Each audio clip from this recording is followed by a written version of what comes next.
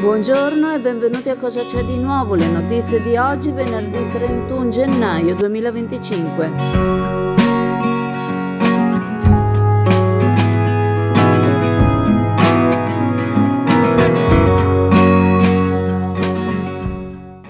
Purtroppo è venuto a mancare Sergio Marcolini, il patrono del King of the Diga, è un personaggio di uno spessore unico, che è stato il protagonista di una serie di eventi. Buona parte degli operatori turistici, quelli diciamo nella certa età, se li ricordano sicuramente, eventi quelli sì che tutte le località turistiche d'Italia ci invidiavano. I eventi sono iniziati dal 97-98, circa ben 16 competizioni che ci sono state fino al 2011-2012 e Sergio Marcolini era capace di organizzare questi eventi, queste gare di moto d'acqua e riuscire anche a aggregare imprenditori, amici e sponsor anche molto importanti, e veramente veniva una marea di persone, veramente degli eventi che veramente nessuno poi è mai riuscito a replicare neanche lontanamente, perché i numeri che faceva con questi spettacoli, con queste gare, con questi show, con queste manifestazioni, tutta concentrata appunto nella zona della diga, vicino alla diga. La base nautica era quella del Campeggio Tropical, lo ricorda con grandissimo dispiacere l'amico Andrea Bacci,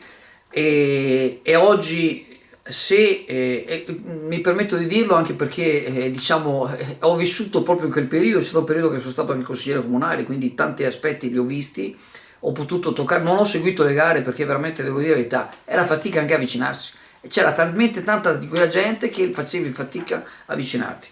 E se oggi la nostra località è riuscita a emergere sui media anche internazionali, ricorderete che il famoso articolo sul New York Times, ma anche altri media internazionali hanno ripreso Chioggia, riscoperta, ci sono tanti soggetti da fuori che vengono a acquistare casa di centro storico a Chioggia, poi qualcuno magari usa la ZTL in modo improprio, ma lasciamo perdere, parlo dell'amministrazione, non parlo di chi viene a comprare, scusatemi la breve parentesi. Ma se siamo arrivati a avere questa visibilità è anche grazie al lavoro che ha fatto Sergio Marcolini. Era veramente innamorato della nostra città, onestamente era di Padova, e quindi io personalmente ci ho parlato pochissime volte, ho fatto una telefonata con lui qualche anno fa, avevamo scritto un articolo appunto sul King of the Diga, insomma ci aveva un po' così, mi aveva contattato e mi aveva dato così qualche informazione. Veramente ho avuto anche quella volta proprio l'idea di una persona veramente capace in gamba, rammaricato di non aver potuto portare avanti questa iniziativa che era veramente un lustro, veramente una cosa importante per la nostra qualità. Lo lascia la moglie Alessandra e la figlia Luna, la moglie Sandra scusate, e la figlia Luna, e proprio tanti amici che gli hanno voluto, lo diciamo in dialetto, un mondo de ben. Il consigliere regionale Jonathan Montanariello si chiede se il passaggio fatto dall'assessore ai trasporti della Regione Veneto, nonché vicepresidente della Regione Elisa De Berti, con il ministro alle infrastrutture e alla mobilità sostenibile Salvini, sia solo una passerella o se ci sia veramente qualcosa di concreto. Il consigliere, che ricopre il ruolo di vicepresidente della Commissione Trasporti della Regione Veneto, ricorda che le partite in sospeso sono diverse, si parla di Romea, di collegamenti ferroviari, di pedemontane e di stazioni ferroviarie che necessitano di riqualifica. Non si capisce bene, conclude Montanariello, se Salvini e De Berti si incontrino periodicamente per fare l'elenco delle incompiute oppure per darsi davvero una mossa. Questo per quanto riguarda il comunicato del consigliere. Vorremmo aggiungere un'altra opera all'elenco che da decenni si trascina anno dopo anno nella lista dei desiderata in questa parte del territorio veneto, lo sbarramento per il cuneo salino sul Brenta, che andrebbe a costituire una via alternativa alla Romea. Considerando le condizioni del ponte sul Brenta, sulla Romea, che da poco ha subito un importante intervento manutentivo, Sarebbe poco lungimirante attendere l'emergenza per mettere in piedi un'opera per realizzare la quale mancano proprio le risorse che dovrebbe mettere in campo il Ministero. Intervento per il quale non si potrebbero, ma si dovrebbero, anzi si devono, trovare accordi per dare al Comune di Chioggia la possibilità di anticipare risorse provenienti dall'unica cassa che sappiamo averne, quella della legge speciale di Venezia e Chioggia, e attendere poi che il Ministero rimpingua la cassa con la sua parte. Al prossimo incontro l'assessore regionale dovrebbe aggiungere tale voce a quella dei desiderata, chiedendo che si intervenga il prima possibile. Forse non ci si rende conto di quanto essenziale sia questo ponte per la viabilità in quest'asse e quali potrebbero essere le conseguenze se si verificassero le previsioni dei tecnici. Dragster Italjet, motori ad alta prestazione 125, 200 e 300 cc, telaio fuori dagli schemi con un carattere unico, una guida emozionante, fari full LED, un urban superbike di cui ti innamorerai. Vieni a vederlo da SD Auto, Chioggia, Viale Stazione 36.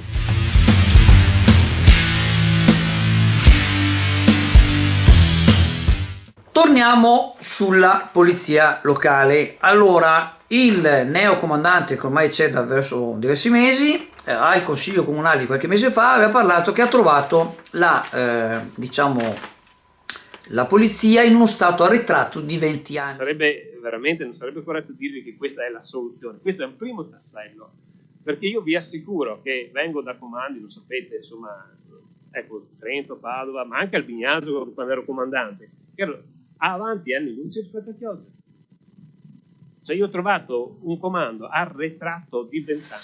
Allora, come ho detto già un'altra volta, io credo che il comandante Luca Sattini si sia espresso male, sia stata una cosa un po' così improvvisata, e probabilmente voleva dire che magari qualche cosa di tecnologico poteva essere fatto prima. Per carità, lui è il comandante, ha detto che ha avuto esperienze importanti anche da altre parti, ci fa piacere, ecco. Allora noi ci permettiamo col cappello in mano di sollecitare pubblicamente il comandante Sattini su alcune cose, visto che ha detto che la cosa era arretrata e da come parla la porterà in avanti. Due cose, ma ce ne sono tanti, ma le centelliniamo. Allora, una di queste sono le barriere mobili, quelle antisfondamento. Addirittura sono israeliane, sono state acquistate durante il periodo dell'ex comandante Michele Tiozzo. Non si sa perché già cocciono in magazzino. Quando c'è qualche manifestazione, invece di usare quelle, abbiamo visto che ci sono gli amici dell'ADA, che sono tutti poverini abbastanza anzianotti, qualcuno è più giovane di me, quindi è meglio che stia zitto. Ripeto, chiudo una parentesi, grazie mille volte ai volontari dell'APA, chiudo la parentesi, e li mettono praticamente con la loro macchinetta o all'inizio del corso a sottomarina, eccetera. Ma comandante, ma se ci sono queste barriere, lei è a conoscenza? Sono israeliane, cioè pensi un po', non è che sono fatte a Brondolo o dal Tony Meomao, sono fatte in Israele. Credo che in Israele abbiano esperienza, purtroppo, siccome gli attentati abbiamo visto che succedono, speriamo che non succeda mai a noi, ma è meglio prevenire che curare.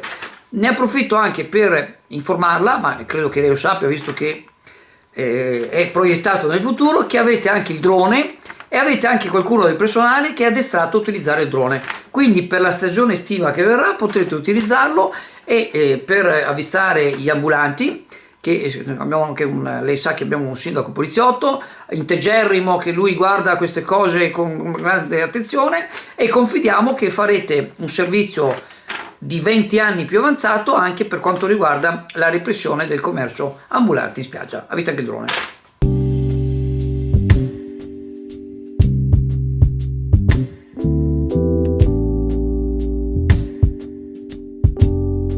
Allora, Presidente Massimo Zanotto, complimenti, una serata veramente centrata, abbiamo visto tantissime, non premiazioni, riconoscimenti, diciamo, per le attività sportive, abbiamo visto tanta partecipazione, insomma ci è sembrata una serata molto riuscita. Sì, è sempre un momento importante questo della cerimonia di consegna, perché si trovano tutti gli sport.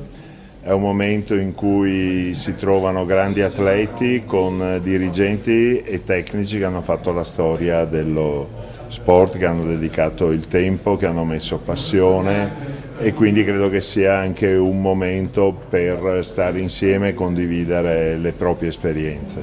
E poi appunto si tirano tanti ragazzi e ragazze e che c'è bisogno che vengano, diciamo, tirati via da fuori di certi ambienti e invece che partecipino appunto a queste attività sportive che sono importanti. No, assolutamente, lo sport ha un valore sociale fondamentale, è sempre più un'agenzia educativa. Noi come operatori dello sport dobbiamo tenere in considerazione tutti gli aspetti positivi cercando di evidenziarli e cercando di evitare che ci siano quelle storture che talvolta capitano. E siamo nello studio del Servizio Nord-Est 2.0 e vorremmo sapere di che cosa vi occupate. Ci siamo fortemente focalizzati sui bonus edilizi, in particolare sul superbonus, quindi interventi prevalentemente condominiali di efficientamento energetico. Il superbonus esiste ancora, fino al 31/12/2024 l'incentivo è stato ridotto al 70% e fino al 31/12/2025 è stato ridotto al 65%.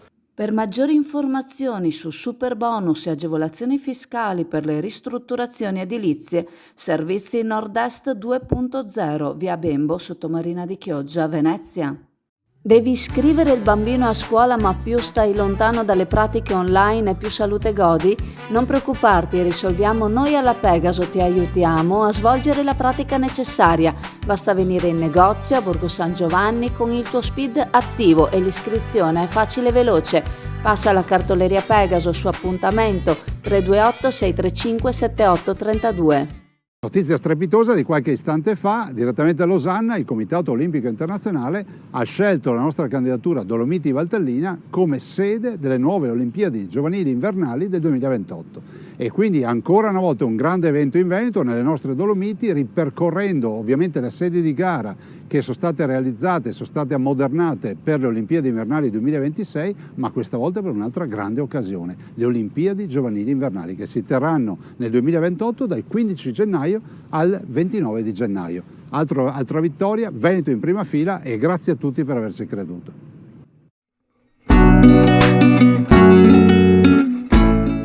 Preparati a gustare le specialità tradizionali e le novità esplosive che potrai trovare all'Indiga. Gelato artigianale anche per l'asporto, per gustarlo in compagnia dove vuoi tu. All'Indiga il gelato da passeggio più gustoso, in cono, coppetta o con lo stecco.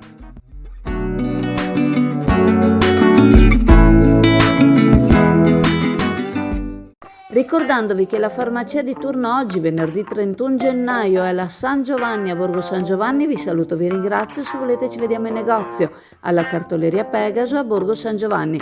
Vi ricordo il sito chioggiaazzurra.it, i canali Telegram e WhatsApp Azzurra Network News, il canale YouTube Chioggia Azzurra e la pagina Facebook Chioggia Azzurra. Continuate a seguirci e ciao a tutti!